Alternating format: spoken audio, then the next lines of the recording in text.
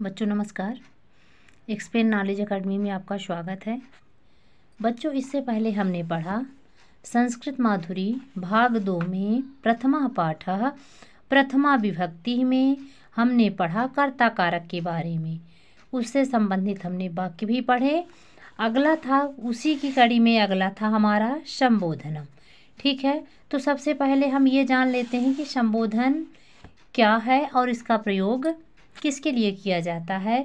तो संबोधन में बच्चों ये हमारा देखिए, ये हमारा संबोधन चिन्ह कहलाता है। ये हमारा कौन सा चिन्ह है? संबोधन चिन्ह है। इसका प्रयोग हे शब्द के लिए किया जाता है, भो के लिए किया जाता है, रे के लिए किया जाता है।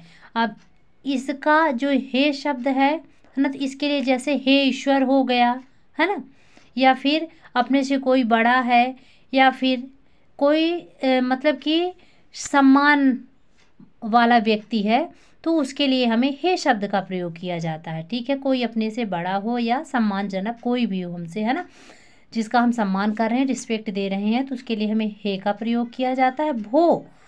भो का अर्थ होता है अरे, है ना, हिंदी में अरे शब्द आता है।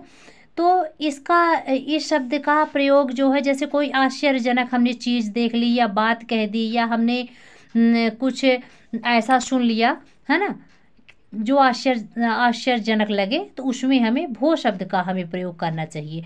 और रे शब्द जो आता है संस्कृत में, तो इसका प्रयोग धिक्कारना किसी के लिए, जैसे रे धूर्त, है ना, मतलब कि धूर्त को, कपटी को, है ना, क्या है, धिक्कार है। तो इसका प्रयोग धिक्कार वगैरह किसी के लिए जो है, कि किसी को धिक्कारने के लिए जो है, तो रे शब्द का प्रयोग किया जाता है अपमान हेतु। ठीक है ना, इसका आश्चर्यजनक के लिए, इसका सम्मान के लिए। ठीक, तो अब आप समझ गए होंगे कि ये जो मुख्य शब्द हैं, तो इनका प्रयोग किसके लिए किया जाता है। और इनके आगे जो है, तो इस तरह से चिन्ह लगा दीजिए, भो के आगे इस तरह से संबोधन चिन्ह का प्रयोग किया जाता है। अब संबोधन चिन्ह के बारे में थोड़ा सा और जान लेते हैं बच्चों के। संबोधन चिन्ह का प्रयोग जो सर्वनाम युक्त शब्द होते हैं उनमें नहीं किया जाता। सर्वनाम युक्त शब्दों में इनका प्रयोग नहीं किया जाता, जैसे साह, तव, ते या तत्ते, तानी, है ना, या ऐसा है, तव, एते, तो इनके लिए सर्वनाम मतलब कि इसका संबोधन का प्रयोग नहीं होता है। ठीक, संबोधन का प्रयोग किसके लिए होता है ये हमने बता दिया है। एक चीज़ और हम जान लेते हैं कि संबोधन में केवल प्रथमा विभक्ति का प्रयोग होता है। किसका प्रयोग होता है बच्चों? केवल प्रथमा विभक्ति का प्रयोग होता है। हाँ, वचन के अनुसार जो है इसमें परिवर्तन होता है। वचन तीनों होते हैं, है ना, एक वचनम, द्विवचनम और बहुवचनम, तो वचन का प्रयोग इनमें होता है, लेकिन विभक्तियाँ केवल प्रथमा विभक्ति का ही प्रयोग होता है। द्वितीय, तृतीय, चतुर्थी, पंचमी, षष्ठी या सप्तमी का प्रयोग इसमें नहीं होता है। तो इतना आप समझ गए होंगे। चलिए हम बढ़ते हैं अगले, है ना, अगले पैराग्राफ की ओर। तो देखिए यहाँ पे क्या था हमारा, हमने यहाँ तक पढ़ लिया था। आगे देखते हैं संबोधनम। तो संबोधनम में देखिए यहाँ पे लिखा हुआ है कौन सी विभक्ति का प्रयोग होता है। तो संबोधनम में प्रथमा विभक्ति का प्रयोग किया जाता है। जैसे देखिए क्या लिखा हुआ है, आचार्य। आचार्य क्या करे, हे राहुल त्वम किम पिबसि, हे राहुल, है ना, तुम क्या पी रहे हो। पिबसि में बच्चों कौन सी धातु होती है? पिब धातु होती है। ठीक है, रियल धातु जो होती है पा होती है। पा का अर्थ होता है पीना, और इसी से जो है तो क्या बना है, पिब बना हुआ है, क्योंकि इसके जो धातु रूप चलते हैं तो पूरे पिब से चलते हैं। ठीक है, तो क्या पी रहे हो, हे राहुल तुम क्या पी रहे हो। तो राहुल क्या कहते हैं, गुरुदेव। देखो यहाँ भी हम अपने से छोटों को भी देखते हैं, जो हमसे छोटे रहते हैं उनको हम आप शब्द का संबोधन नहीं कर लेते हैं, कह देते हैं आप ऐसा क्यों कर रहे हो, है ना।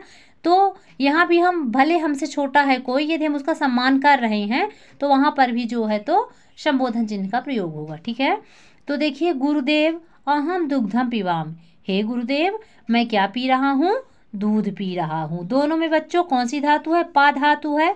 पा से ही पी बना हुआ है। इसमें कौन सा पुरुष है, मध्यम पुरुष है। इसमें कौन सा पुरुष है, उत्तम पुरुष है। ठीक है ना, हालांकि ये पुरुष से संबंधी वीडियो हमने आपको मतलब मैंने बनाया है, आप लोग उसको अच्छे से देख सकते हैं। ठीक है, तो क्या लिखा हुआ है, अहम दुग्धम पिबामि, मैं दूध पी रहा हूँ। आगे देखिए, आचार्य, आचार्य क्या कह रहे हैं, हे छात्रों। अब यहाँ पे देखिए वचन भले परिवर्तित हुआ है लेकिन विभक्ति परिवर्तित नहीं हुई। हे छात्रों युवाम कम नमत, नमत है नम यानी होता है नमस्कार करना, चूंकि इसमें मध्यम पुरुष है इसलिए नमथा है, द्विवचन का प्रयोग किया गया है। हे छात्रों युवाम यानी होता है तुम दोनों, कम यानी किसको, नमथा यानी नमस्कार कर रहे हो, है ना, तुम दोनों किसको नमस्कार कर रहे हो। तो छात्रों श्रीमन श्रीमान जी, आवाम सूर्यम नवामः, हम दोनों सूर्य को नमस्कार कर रहे हैं या नमस्कार करते हैं। आगे देखिए बच्चों, आचार्य कहते हैं भो बालका, अरे बच्चों, यूयम किम पश्यति, तुम दोनों, त्वम युवाम यूयम, त्वम यानी एक वचन, युवाम यानी द्विवचन और यूयम यानी तुम सब यानी कि बहुवचन।